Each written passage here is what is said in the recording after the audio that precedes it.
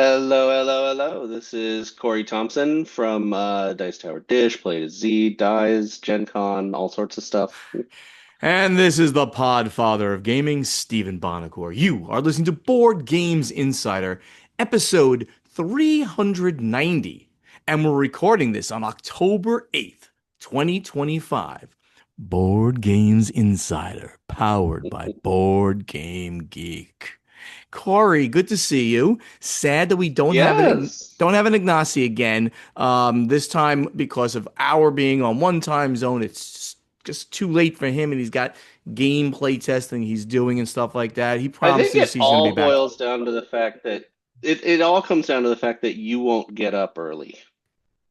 Okay, well, we'll blame me for not getting up at 6:30 in the morning to do this. I think that's a great idea.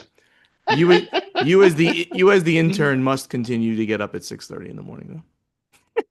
Anyway, Yes, yes. what's going Perfect. on in the crazy life of Dr. Corey Thompson?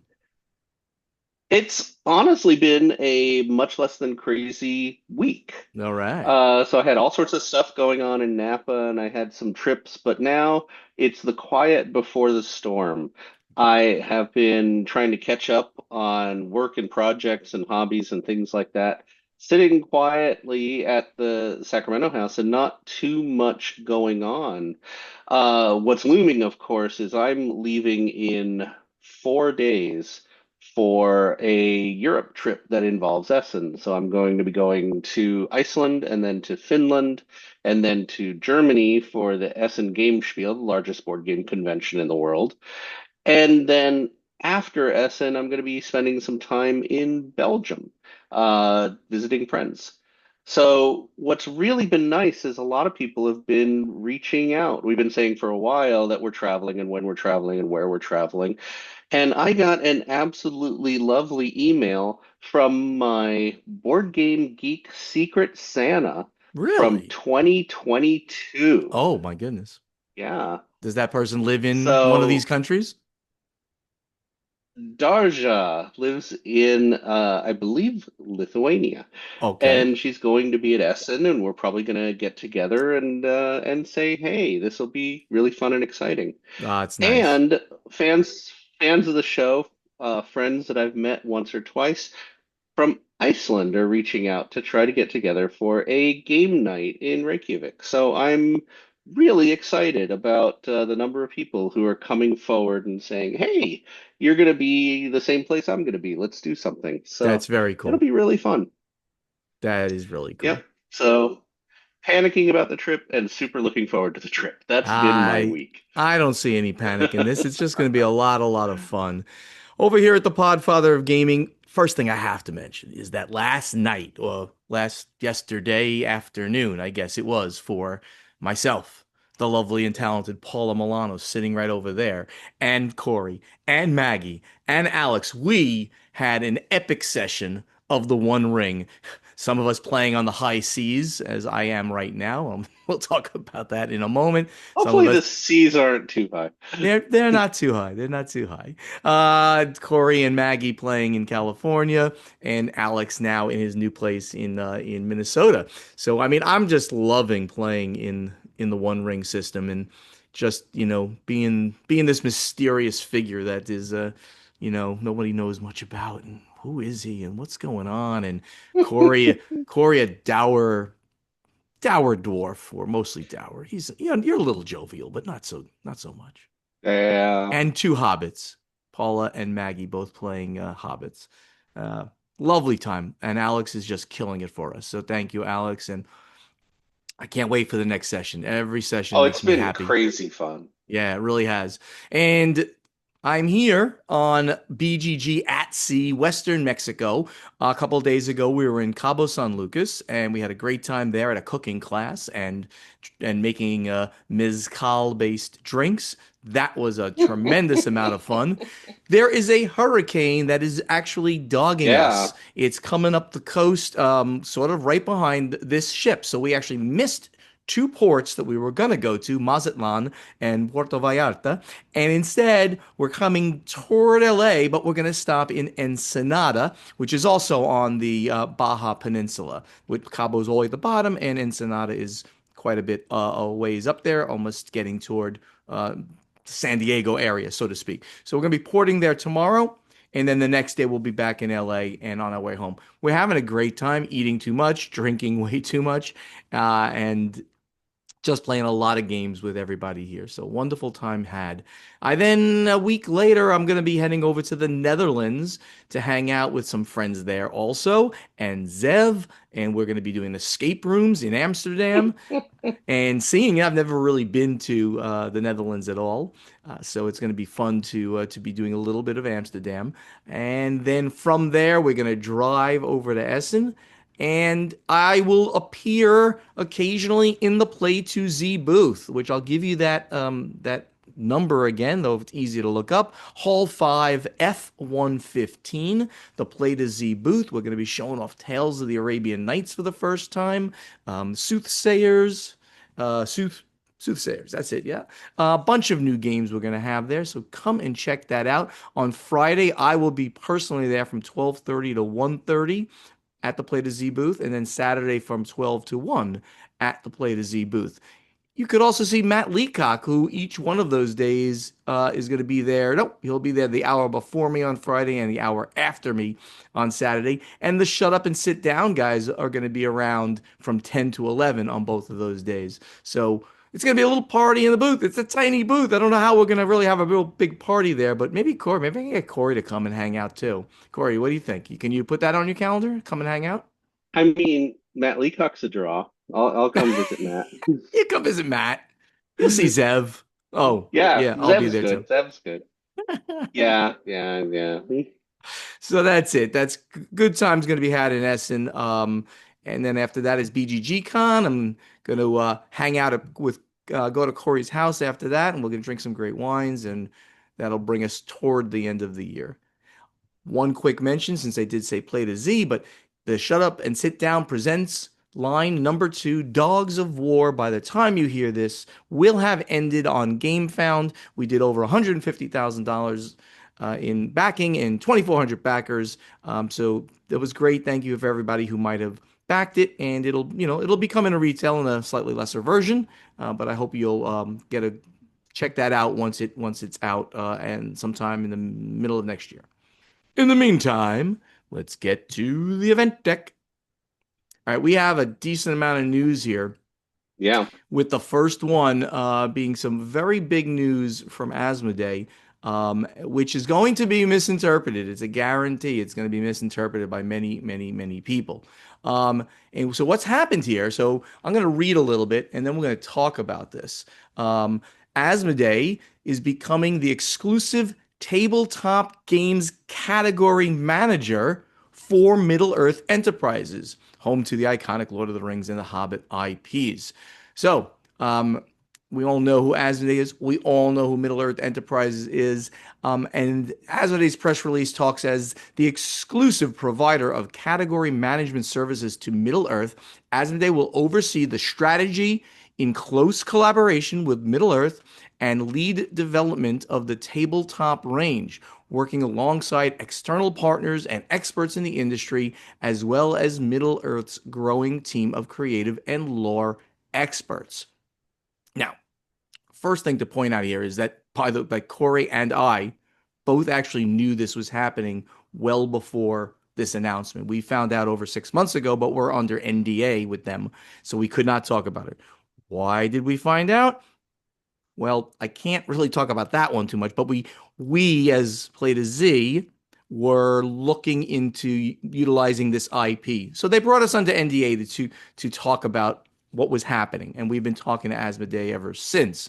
But what this is going to mean for anybody out there who wants to utilize the Lord of the Rings or Hobbit IP, you're going to go to a small department within Asmodee who's going to vet you, the company, the game, and then they're going to work with Middle-earth Enterprises to make sure that it works.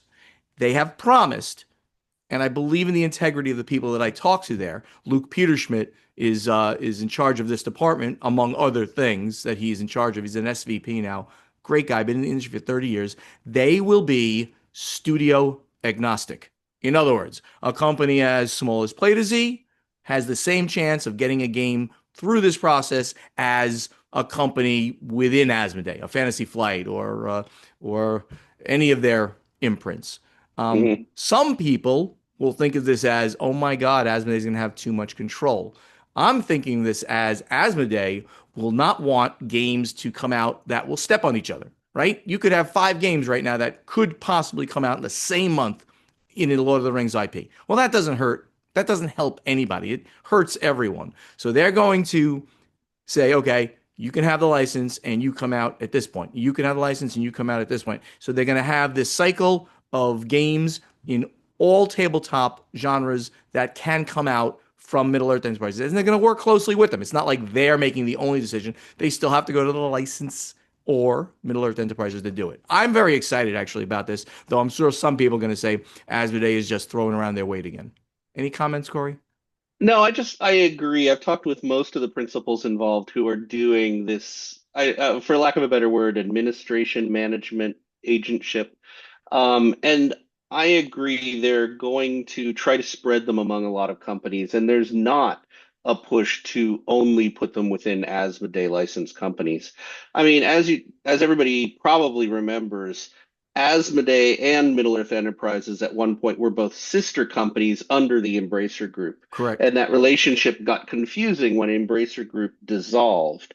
But it's really nice to know that the two still have a really tight relationship. Sure. Not quite dissolved. Remember, Embracer's still around and they are still the remaining non-Asmodee companies of Middle Earth Enterprises and this thing called Coffee Stain Group, which is their electronics and comics and stuff like that. And Yeah, that is now splitting again, and those two companies are going to become independent by the end of this fiscal year, which might be closer to right. April 1st. They have a weird fiscal year. So I all of can that only together. imagine. I can only imagine a lot of these formalized relationships between Asmodee and Middle Earth were in process when they had this parent company around, and now they're Correct. trying to pick up the pieces and try to formalize what the real relationship is. And I think Yeah. this is a really good move for the gaming industry. It's going to work out.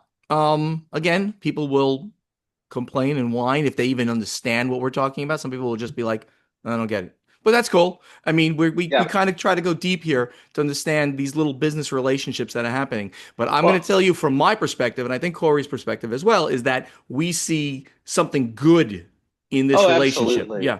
I also like that it's formalized that the Hobbit is also included in this. For a very long time, licensing of Middle Earth Enterprises was kind of exclusive to the Lord of the Rings three books. And there was a lot of fiddling that had to be done to bring in stuff from outside sources. Yep. Still no mention of the Silmarillion. I Yeah. don't know if we're ever going to see that licensed in any meaningful way. I'm So everybody's going to play the same games with the appendices to Lord of the Rings. Yeah, I'm still don't that's one thing that I don't understand, but that's a deep Tolkien family issue. Why? Absolutely. Why doesn't someone have the ability, somebody, Middle Earth Enterprises or another entity, why isn't there an ability to actually license Silmarillion It's a content? very old, complicated thing. It has to go back to the Salzance group, if anybody remembers Yep, them. They're still around, they still have power. I But I don't think it get. all comes down to the fact that Christopher Tolkien wrote the Silmarillion. Period. End No, of he did story. not write the Silmarillion. Sorry. So it was he compiled the pieces of it. He did not write the Silmarillion. It was mostly written by J.R.R. John Ruel, He John had the Robert Ruel. concepts and the notes, and Christopher was very true to the concept and notes. Yeah, right. Uh, Christopher wrote the Silmarillion. All right. We disagree on that point. The next article is about Kickstarter itself, not a particular project, but Kickstarter is on strike, or at least the union Kickstarter employees started a strike on Thursday morning of last week after negotiations on a new contract broke down. The union said in a statement, the previous 3-year agreement expired in July. Negotiations on a new contract began in April, all of this year. But the workers are represented by Office and Professional Employees International Union Local 153.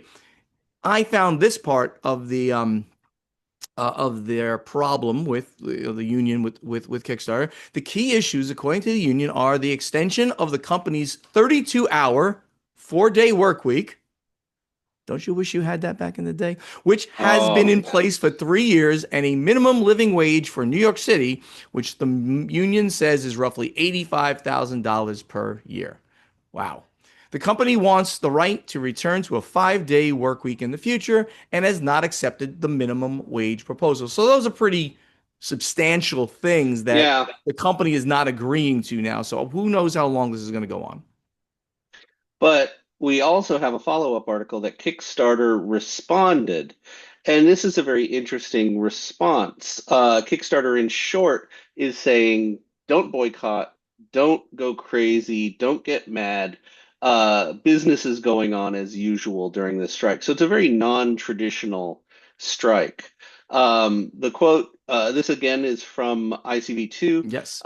Kickstarter is built on community, both the people who work here and the creators and backers on our platform. We're committed to keeping our community inside and out, strong and supported. We've reached agreement with the union on most items in the contract, and while we are disappointed the union has chosen to strike, we remain committed to resolving the last few items together. In the meantime, Kickstarter will remain open, fully operational, and focused on supporting the creators and backers who rely on us every day. No.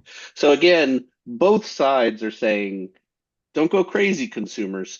Don't boycott. Don't get mad. We're trying to work this out. Yeah, yeah, and that's the bottom line is here. Continue supporting the projects you want to support on this platform and any other platform. So, because we can't go an episode almost without talking about Diamond Comics, we have to mention that the Diamond What is this diamond consigners company that I've never heard of? does Diamond consigners a file to prepare for possible diamond insolvency. They asked the court to withhold fee payment to the attorneys, and attorneys don't usually like not getting paid. There are No, hundreds of thousands of millions of dollars. In a this is first, millions. this is a lot of money. Remember, we reported last time that the total amount of fees that were already racked up in this bankruptcy were like $15 million, over 15. So, in a first for the troubled bankruptcy case of Diamond Comic Distributors, a filing by a group of consignment publishers has asked the court to withhold a fee payment to one of the law firms working for Diamond, citing concerns about Diamond administrative insolvency. So now, those consigners, we've talked about them a lot. They've got product over at Diamond. Diamond was, you might say, holding it hostage, and they weren't paying the consigners. Now, the consigners are saying, hey, Diamond is paying all the money that they owe us over to the lawyers. We're not getting paid for our product. We want you to stop. We want the court to say, don't pay any more of this administrative fees, the money that gets paid to the lawyers. Yeah. Not going to go well with the lawyers, who will obviously No. make a motion also to say that this is nonsense. Well, historically, in these cases, the very first group of people that's paid are the lawyers, and this is because if they are not the first paid, no lawyer would ever take a bankruptcy case. No Right, lawyer would ever work bankruptcy. right. So the guys who make the rules, the guys who are enforcing the rules, are saying we get paid first, and I don't see how they're going to get away with not paying the lawyers. This Yeah. is just trouble loaded on trouble. It's trouble loaded on trouble. But in all of this, the pardon me, my throat is a little bit sore today. In all of this, one of the things that we're saying is that it literally might become insolvent. Now, the bankrupt company, which is already insolvent on some level, might become completely insolvent. There's no money left to pay anybody, and therefore lawyers get paid, and there's nothing left. Everyone gets a few pennies, and this whole thing is done. That could happen if you believe what the consigners are saying right now. Sure. No, GAMA. We have more great news about GAMA. We hinted about Yeah. this on the last show that So, they have yeah, now unveiled a 10-year plan to become the epicenter of global tabletop gaming industry. So, Corey, there's a lot here to unpack. there is, and I really encourage people to read the Board Game Wire article that We is love both them. about the name change of Gamma, which we talked about last week, and the 10-year plan. the pieces of the 10-year plan are things that people have been talking about for a long time and which they've been trying to get forward. Things like GAMA should represent all industries within gaming. Originally, GAMA was more focused on retailers and manufacturers, hence it was the Game Manufacturers Association. But now it's designers, retailers, publishers, media, everybody involved. And this, goes in line with the new title, the new name of GAMA, the Tabletop Game Association.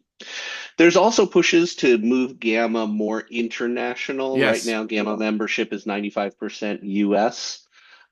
So a move to be more involved in the European game space, which is a huge amount of game space. Sure, the US is a major market within board gaming, but Germany, Poland, Southeast Asia, Japan, China, they're all catching up and growing really fast. Right. So Gamma's trying to take a role to represent everybody. Yeah, I specifically spoke to Nicole Brady, who's the president of the board, who made it clear that they want to be they want to be part of a 24-hour day. In other words, if Gamma's if the U.S. is asleep, there's nobody that you can talk to at Gamma. They're going to position people in Asia. They're going to position people in Europe. So there'll always be someone for the membership to talk to in those Yeah. places. So as they go from what did you just say, a 90% membership from the US, 5% Canada, 5% rest of the world, Yeah. they're going to obviously change that dramatically. They're going to hope to change that dramatically and position people so that they have the ability to get contact with Gamma all throughout the day. A true international organization, as you mentioned. And the big take home here is that there is instilled a 10-year plan to make these lofty goals become a reality with real goals per year laid out and things that they're working towards. The other big one that we didn't mention yet is trying to get more mass market into Gamma. Gamma has been very slanted towards our hobby market, Hmm. and there's a little bit of tension between hobby market and mass market, but as we've seen, most mass market companies are trying to enter into hobby a little more strongly. They're Yep. trying to put games into our space. Right. And a lot of mass market companies are going lighter and elegant and trying to go into mass market. So we're turning into a time where both sides are coexisting in the same space, and Gamma wants to be a place where everyone can meet. Right, right. And in the near term, so they did try to lay out 10 full years, which is a Sure. massive undertaking. In the closer to near term, their priorities over the next 2 years include anti-counterfeit initiative, its newly launched Game Store Day. We talked about that a couple of episodes ago. Educational and certification programs, providing professional resources, and generally being an industry voice and reaching out to media about topics important to the business. The organization also said that it hopes to do more in promoting tabletop as a career choice, offer career development and education, and expand its current industry awards program. All of this stuff really good if they can execute on it, and I have a lot of confidence in the Yeah. current board to do that, and hopefully the And check future. it. There's an awful lot in this article.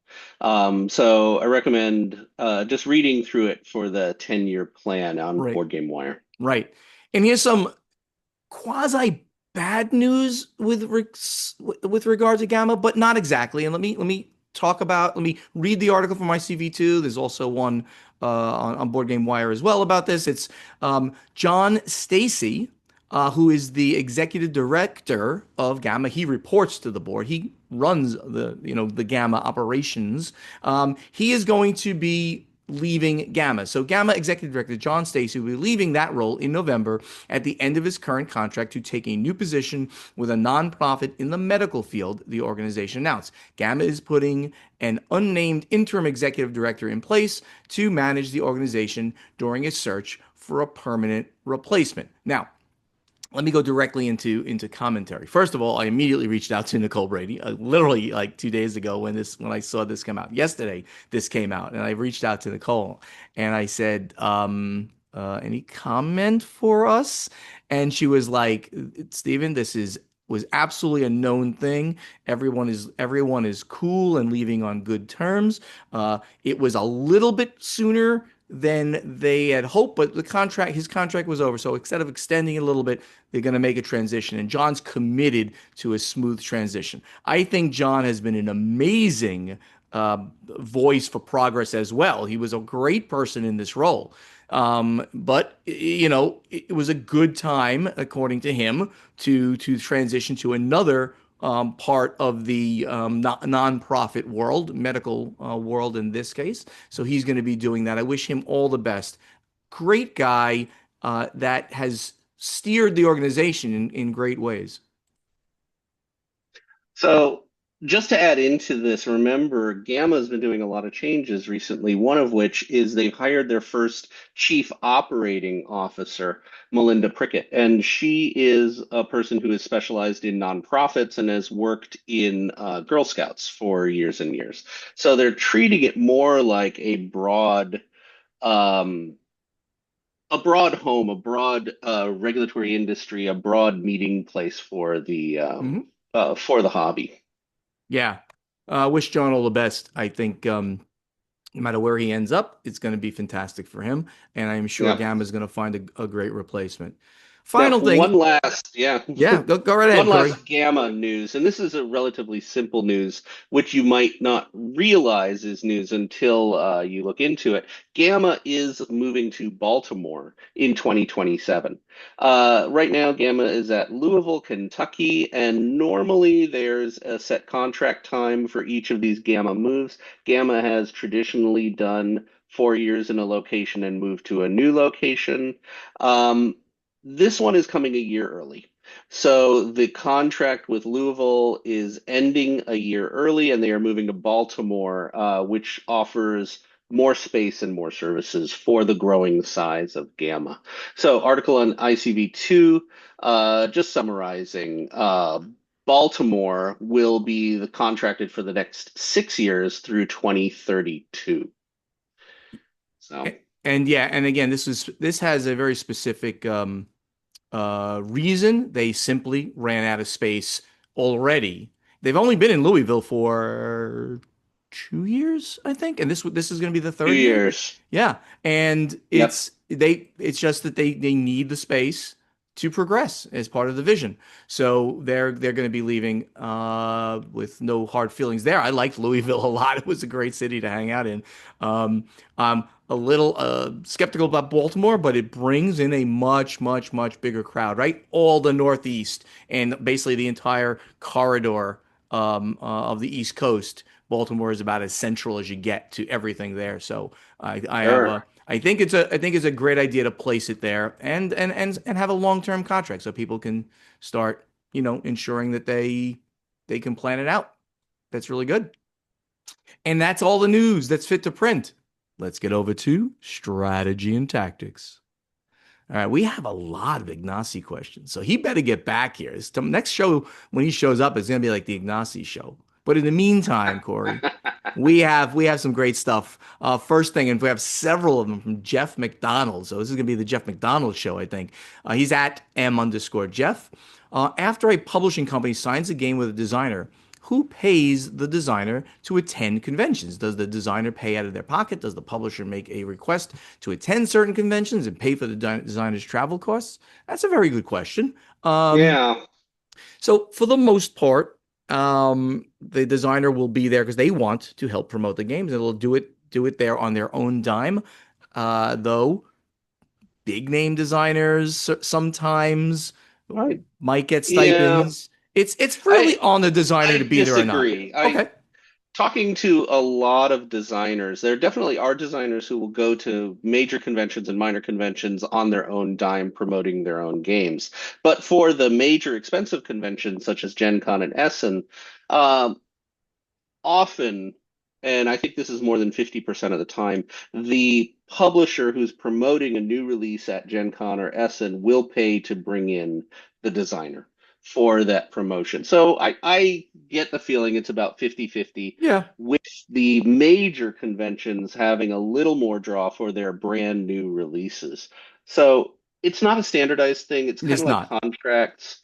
A lot of and weird things happen in the middle. So a lot of designers who have a new game coming out at a major show will get paid to come to the major show, but not from the publisher who's making their game. They might get an outside source, even the convention themselves, to have them come in as a special guest Yeah, or something in that lines. And I know a large number of publishers who won't go to one of the major shows unless they have their way paid.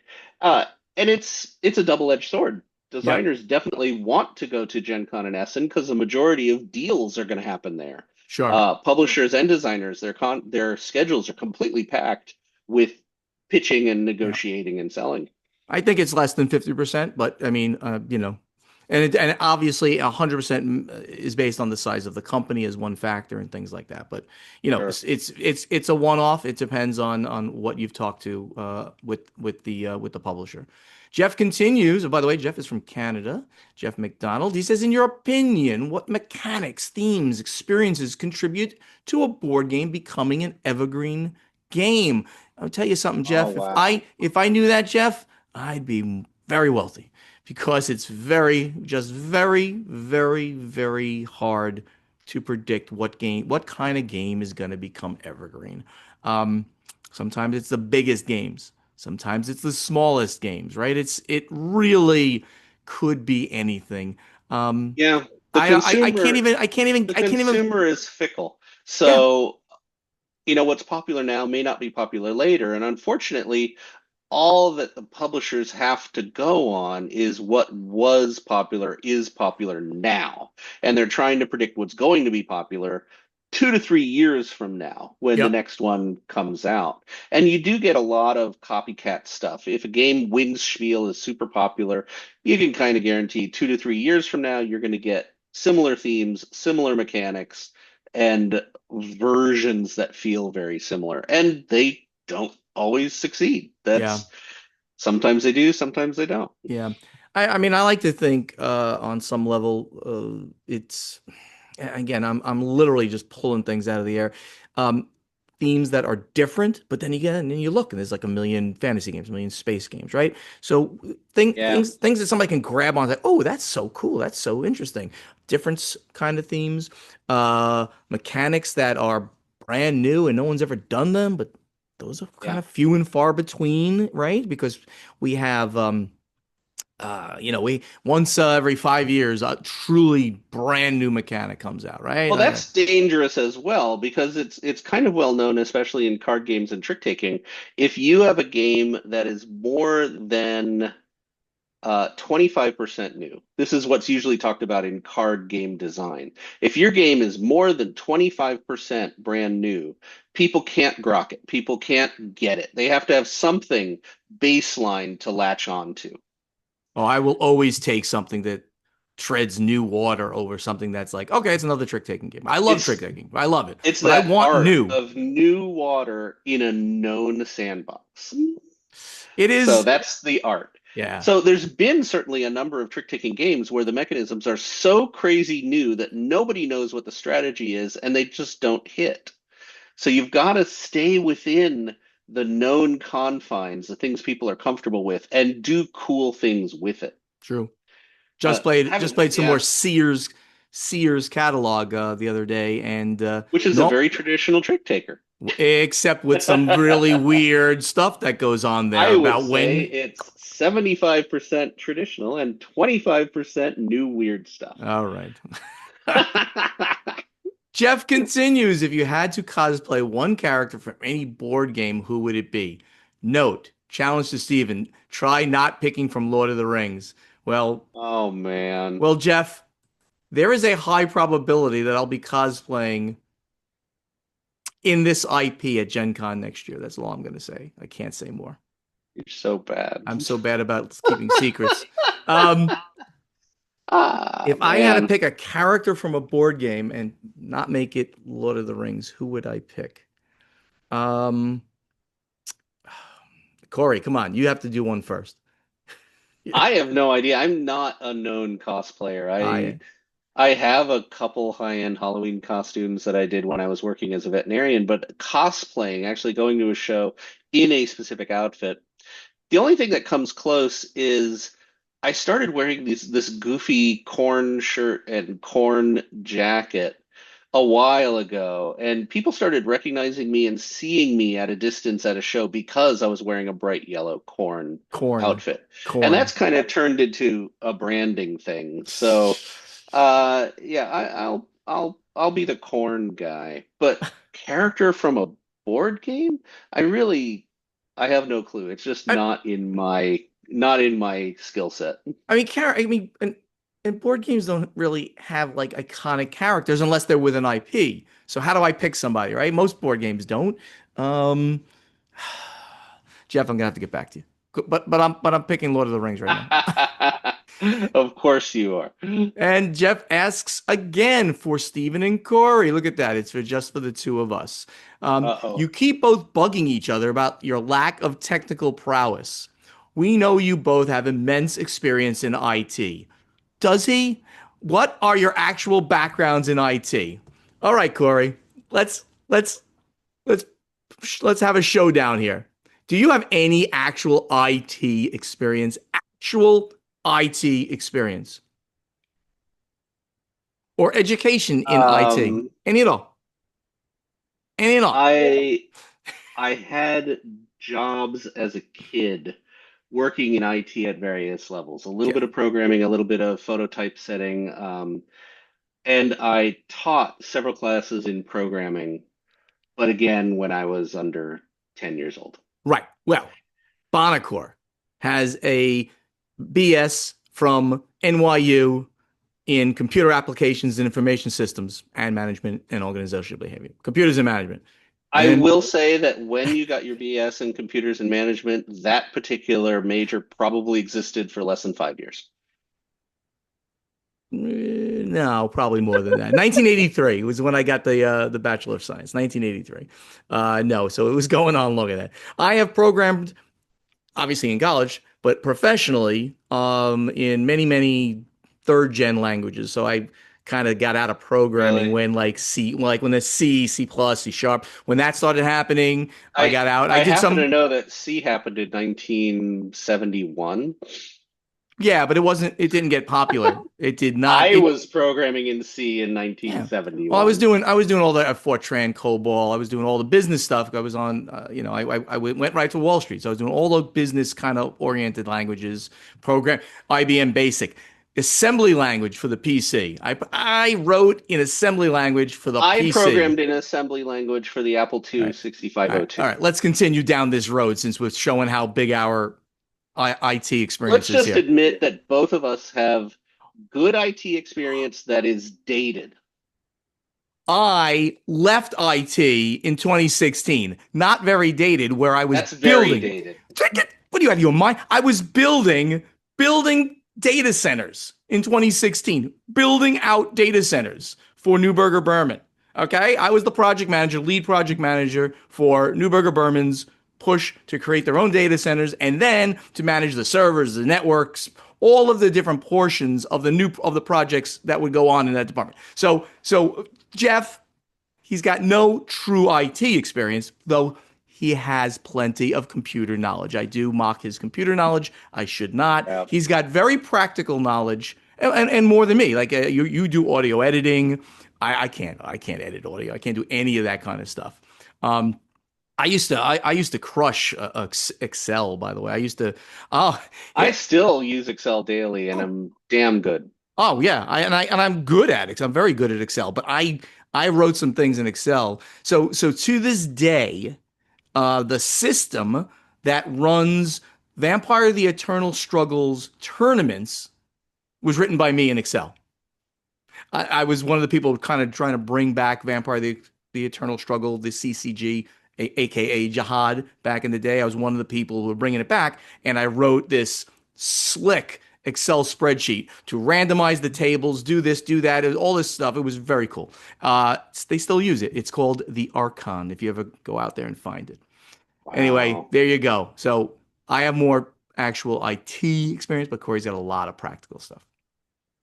Scott, well, how long are we going here? All right, we'll take one more because we've done this has like been like the Jeff You like to McDonald talk. show. That's actually a long one. Should we wait? Well, so I think we have to wait. I think we have to All wait. right. We're going kind of long. Sorry, Scott V, Scott Dawn One. You'll come next week, I promise. Thank you all. We'll go into play testing. All right, Corey, the smart one on this crew. See, I call you the smart one. You gave us another question last week. It's a very good question that I embellished. Why don't you talk about that while I go look for some Absolutely. really cool answers? So this question, as we get closer to the spiel in Essen, the question is, what is the biggest draw of a board game convention for you? And there's a lot of options here. Is it access to new and early board games? Is it access to more game players? Access to rare or old board games? Shopping, seeing friends, going on vacation. A lot of these conventions are in pretty faraway places for the majority of people. Or do you have another reason? So we've opened it up. Why do you go to board game Yeah. conventions? I'm taking Steve Chivers first from Australia. He's a great guy, good friend, and he just says yes. Yeah, all the above. He wants it all. He wants it all. Uh, We there's a got lot of very definitive answers like that. Joey Larson, my dream vacation is to go somewhere and just play board games. Conventions fit the bill. So yeah, and vacation, go. and then Joey, just to push that even further, if you haven't done it, because it sounds like he hasn't done it, but or maybe he has, but he's just saying that's always his dream to continue doing that. Go to the small to mid-size kind of cons. If you go to the Gen Cons and stuff like that, in the essence, you end up playing less games, which is interesting. If you're just there to play games, go to BGG Con with that library or Dice Tower East and West. That's the best thing. Conventions all definitely have their own niche and character, and Yep. the biggies are not for playing games. Yeah. And that's why I'm not doing PAX U. I'm doing BGG Con this year. They're on the same weekend. Nate Yep. Jenny from the US, he says, number one, seeing friends. Number two, shopping for games. Over the years, I've met and made friendships with people from all over. Attending the conventions is when I get to see these friends again. I really enjoy talking to, eating with, or playing games with these friends. I've even had the pleasure of talking to Bonacore a couple of times in Oh, passing. He's my best that buddy, could Nate. ruin a whole convention. Thank you, Nate. That was very nice of you. What else? Jacob Stein said, I've really only been to two conventions. From them, priorities ended up being one, playing new prototypes with the designers. These were some of the coolest experiences I've had. Really enjoyed sitting down with a designer, learning the game from them, seeing their passion, and being able to give feedback when requested. And I love this as well. Number two was one that I think should have ended up on our list, and it was having others teach me. I feel this. I Yeah. come away from conventions having been taught all of these games that I've known about or have sat on my shelves, and Yep. I haven't had the energy to go through and learn them. Yeah, that's a great Uh, one. so that's a fantastic reason, and there's lots of people, Yep. myself included, who get real joy out of teaching the games they know and love Yeah. at conventions. Yeah, and absolutely love doing that myself. But I'll bring games that I love and I know I can teach cold, and bringing them to other people. I'm so happy doing that. Adam C.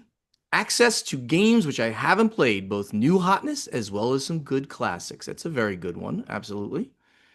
Jim Brown, he's Jimmy PA. For me, it's connecting with the tribe. It feels good to be surrounded by people, strangers or not, who are all there for the same reasons. It's like being at a Grateful Dead show without the distracting flashbacks. That's a great one. No, and that's so I true. love you, man. I love you, man. That is so true. That's exactly the kind of way that I think about it. It's like Yeah, I'm going so I that I can yeah. be with my people. That's the way I think I about likely feel the same way, but have zero memory of any Grateful Dead concerts. it. Very good. All right, Corey, what did you pick for next week here? So, uh, this one was an interesting one. We play, in general, in our hobby, we play a lot of different games. I was wondering, have you ever practiced and studied strategy for a single board game? Uh, this is a whole other side to the hobby that I don't know too much about. People who are very, very good at one game or are getting ready to play one game, especially with things like the World Series of Board Gaming, which you may or may not have heard of, Stephen. Uh, so have you ever latched onto a game and really studied strategy and practiced playing it to be good? So, my answer is absolutely I have. I do it extremely, extremely infrequently, and I only do it for games where there's so much meta to them, so to speak, right? Well, so I'll give you the ones that I've absolutely done it for. Back in the day, I studied the strategy for diplomacy. There's so much going on. I mean, it's as simple as game, right? There's like three moves you can possibly make. You move an army, Wow. you do supply. So I studied it to understand what is the best move for Germany like, in the beginning? What's the best move for France and things like that, just to get things rolling with a group of people. I played online diplomacy with Vassal and a bunch of podcasters. It was a really a fun time way Wow. back, like 15 years ago, 10 years ago at least. Um, and I've also studied and practiced sort of not practiced, but studied strategy for War of the Ring. Obviously, my favorite game, but I wanted to Mm, see like what people were saying about it too, just to say, okay, I got that. That's great. Concentrate on this. And now I don't look at it at all. I think that I'm okay at playing it, and I'm not looking to be a true competitor. I'm looking to have fun and compete. Occasionally yeah. playing badly. There's a lot of games I really enjoy playing, but I tend to be an exploratory player. I tend to do the fun things, the weird things, and I think, oh, this seems like a good idea. And I don't often win. I think my winning percentage is about the same as random. Probably in a four-player game, I win one in four. But a couple times a game has really spoken to me and seemed very interesting that I look deeper into it. And almost universally, when I start reading real, true strategy of how to win, it takes a little of the magic of the game away from me. So I tend to not chase that path. The big one for me was Terra Mystica. I pulled Terra Mystica at a convention because it looked really cool. Could not grok the rule book at all. Kind of gave up on it. Started watching videos, learning how to play, and started going all the way into. And Terra Mystica does have a very deep strategy community. But once I had learned how to play and got the fun of it, the strategy side just didn't have an appeal to me. So I didn't chase Yeah. how to Yeah. win very much. Yeah, and just to follow up on that, I don't care, right? I just like you said, you win 25% of the time in a four-player game, ish, right? I I win 25% of the time, give or take, right? Less in certain types of games, more. I'm really good at trick taking games, so I probably win a little more at those. Less at like heavy euros. I can't go down those roads sometimes. They're so heavy. So I'd like to experience the game and the people and enjoy it versus like min-maxing the entire thing. I don't care to do so unless that game truly speaks to me and I want to be able to really go down a deep road. War of the Ring, as I mentioned, being that number one, and diplomacy back in the day was a fun thing to explore those on. Um, I I love the fact that people do it though, and then they get so into it, and that's great. And then they become players at the World Series of Board Gaming, hopefully, and other in other tournaments. So we that's what we cater to, and others as well. But right now, I have just placed in the guild on Board Game Geek, because as we've just established, Corey is incapable of doing these kinds of things. I placed Incapable. this question up there for you, and you can go answer it, and maybe we'll take your answer next week. And in the meantime, let's get to the final scoring. Thank you so much for listening and help us spread the word about this podcast by telling your friends to download Board Games Insider wherever they like to get their podcasts or watch Board Games Insider on the Podfather of Gaming YouTube channel. And if you want to be part of this podcast, you can go over to the guild, be a member, ask us questions for strategy and tactics. By the way, we're now in July of taking those questions. So you're going to get your question answered really quickly within just like a month. if you start putting questions up there. Go for it. And answer our question to you from playtesting. Simple stuff. You know how to do it. Go for it. Interact with us on social media. The handle's the same no matter where you go. If it's X or Facebook or Instagram or TikTok or Blue Sky or YouTube, it's at Board Games Insider, Portal Games US, Podfather Gaming, Dice Tower, Dish, Play2Z Games, and Above Board TV. And you can follow us on any or all of those. Special call out to the YouTube channels, Portal Games Studio, The Podfather of Gaming, and Above Board TV. We love to see you in person at conventions. You'll see Corey and I in just a couple of weeks in Essen. So please, come by the Play to Z booth. I'll be there at those scheduled times. I'll probably be there more just hanging out and annoying Zev because kind of that's what I do. You'll see me wandering the conventions. And if you say, Bonacor, you said you had a gift for me, I will hand you something. I'm going to bring gifts. Yeah, I mean, look, they're not going to be like a copy of Foundations of Rome or anything like that. But I have things to give to people that I see in Essen who I don't see. I see once a year, if that. So please check us out there.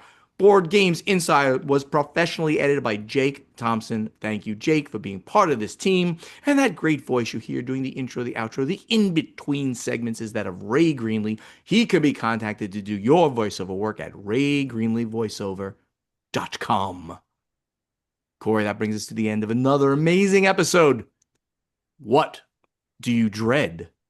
Ah, so I set you up. this just caught my interest recently. So I have been fascinated with strange role-playing systems and games that are out there. And I don't know if you've heard of it. There's this system called Dread, and it is a role-playing game that focuses on a Jenga tower. If What? you have a challenge or a test or something going on, you don't roll dice for it. You move Jenga pieces. And when the tower falls, the person who dropped the tower suffers some horrible calamity. It's such a neat mixing of systems. I just heard word that good friend Becca Scott, who runs Good Time Society, is kickstarting a video series with Ivan Van Norman to do a horror story using the Dread system. And this is just one of those super unique, really weird, but it fits. I mean, that tension just fits. So I just wanted to point at Tales of Dread the Cave, which I don't hear about this system very often, and most reactions I get are like what you did, where it's just what? I, But think about it. I mean, Think about it. it's really neat, It's but certain people are just simply better at dexterity games. Jenga, I'm okay at, but the older I get, the more shaky I get. So I don't who know. I knows? think everybody's about the same, but that whole Yeah, tension of it having is. to do it, and Yeah, it yeah, yeah, gets yeah. worse and it gets worse and it gets worse. It just Yes, fits with a horror scenario. that is So pretty it's cool. just one of these weird things that crossed my eyesight, and I'm like, wow, I love that's it. neat. Well, I do love it. Everybody, thank you so much for listening or watching. We'll see you next week. Bye bye. See you later, everyone.